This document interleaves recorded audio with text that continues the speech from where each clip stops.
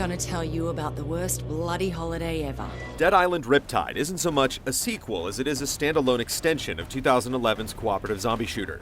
Neither the cast of characters nor the Borderlands-style cooperative gameplay have changed significantly, but a new island, new enemies, and some new ideas make Riptide a noticeable improvement over its predecessor.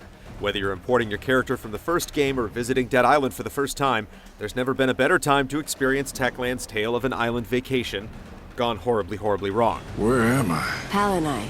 But it's really not safe here on the beach. There's an infection, some sort of plague. Again? Fuck me, man!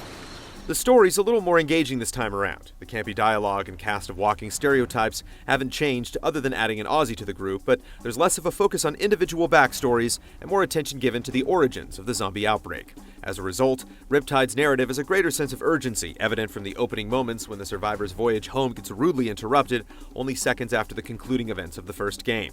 The pace rarely slacks, with the heroes attempting to outrun a catastrophe that's potentially more harmful to their health than the throngs of flesh-eating corpses. This island, it's about to be nuked. Nuked? The shift in setting works well. Pal and I offers greater visual surprises than we saw on Dead Island's Manoy. Instead of the pristine glass and steel structures of the original's yuppie resort, you'll find ramshackle shanty towns dotting Pal and I's shores and inlets, each perched above muddy lagoons filled beyond capacity by a devastating monsoon. Still, other surprises lie in wait beyond, such as a harrowing delivery mission in an experimental greenhouse, and a murky trip through abandoned Japanese tunnels that'll have you wishing you saved a few more of your flares.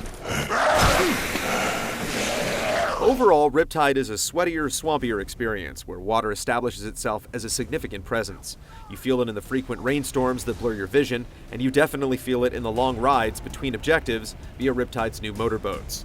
The zombies play right along with the new drowner zombies that lie motionless in the water until you pass by, and then attempt to board your vessel and attack.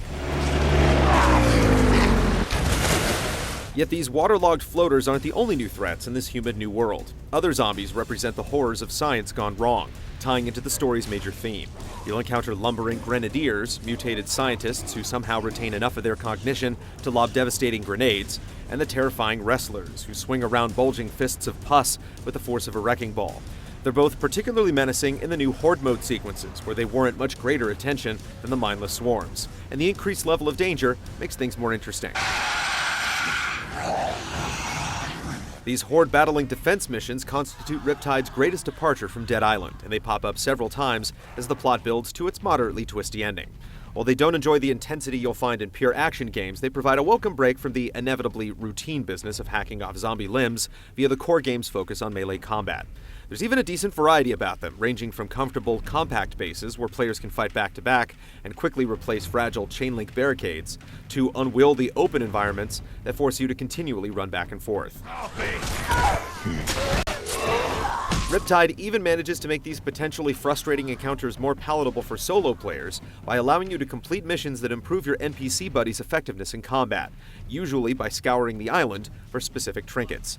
If there's a problem, it's that these battles go on a tad too long at times, and a bugged-out zombie might hold up the round until you hunt him down and kill him to move on to the next wave. All right then. You better get out there and give the others a hand. A greater emphasis on guns keeps the horde sequences manageable, with an increased military presence in the region providing story justification.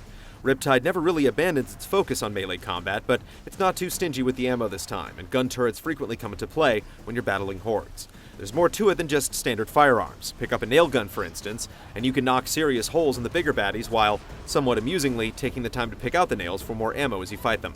Explosive mines and brain-bursting sonic weapons add further variety still, and their inclusion comes as a godsend in the most intense horde matches.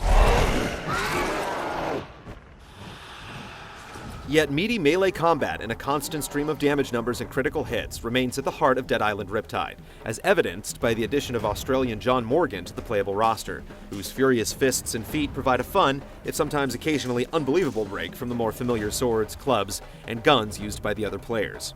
It seems a little odd that he doesn't have the stomp move possessed by the other characters, but he goes a long way toward making up for it through his deadly area of effect attacks and the way he levels weapon skills faster than his comrades. I'm nobody, really. This slightly weird brand of mission-based zombie killing creates harrowing moments and a great sense of character growth, but for all the improvements to the roughly 13-hour-long core campaign and the dozens of additional hours of gameplay waiting in side quests, Riptide still can't completely escape the tedium that springs from slicing and dicing zombie after zombie. Like the original Dead Island, you'll have more fun if you interact with some actual human beings. If you don't have online friends to play with, a convenient option lets you join up with players of similar skill level who happen to be near you in the game's virtual space. Need to find a key for that gate. If you were put off by some of the technical issues with the original game, it's worth mentioning that Riptide still suffers from a few issues with hit detection, occasional bugs, and technical performance.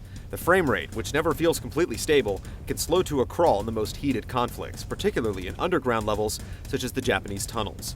Expect a few random issues as well. The sound might shut off completely, vehicles might disappear, and the Finicky Mini-Map is all but useless at times, with the path to your objective winking in and out of existence, or maybe never appearing at all.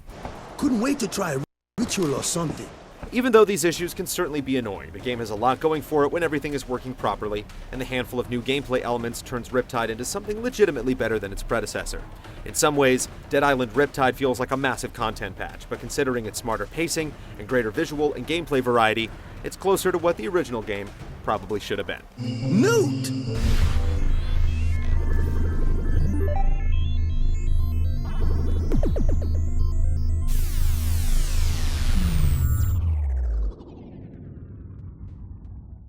See all of our shows and game reviews now on the brand new GT app on Xbox Live, and the GT Originals iOS app too.